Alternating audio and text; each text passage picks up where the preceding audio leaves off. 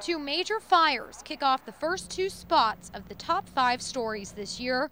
First, in February, a fertilizer plant was destroyed by a fire in Hartsville after an explosion at the Agrium US fertilizer plant. At the time, those nearby were asked to evacuate. We're asking tonight if anybody had any thoughts of coming to this area, please do not come to this area. The plant did not rebuild, leaving 60 people without work. Hartsville's a pretty resilient place, and we don't stay down long. We're going to bounce right back from this.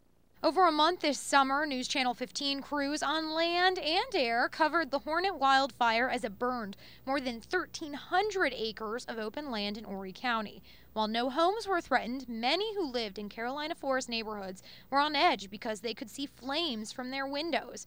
It turned out fireworks had started the blaze. I swear to tell the truth.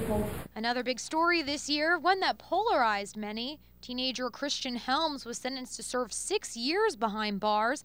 The 15-year-old was on trial for firing a shot that narrowly missed a school resource officer in September 2010. With time already served, Helms will serve about 3 years in an adult prison. Many were torn over the verdict because the teen's lawyer argued Helms was a victim of bullying. I don't think you love me or even like me.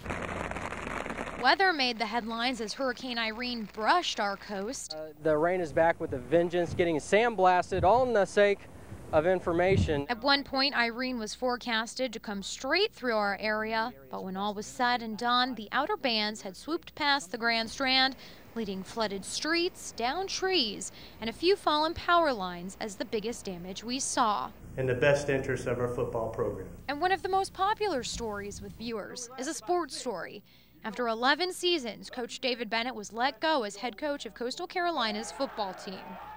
He's a great coach. He's had a great record here at Coastal. The way that he was terminated, we believe is inappropriate, believe it was unfounded, and we're here to support him. Some were so upset they protested. The university's president and athletic director said the decision was made because of lower ticket sales, and they expected to annually place in the top 20, which hadn't happened. Former Fortune 500 CEO Joe Moglia was announced as the new coach on December 20th. Whether sports or weather or a story in between, one thing is for sure, whatever 2012 holds, it has some fierce competition for memorable stories.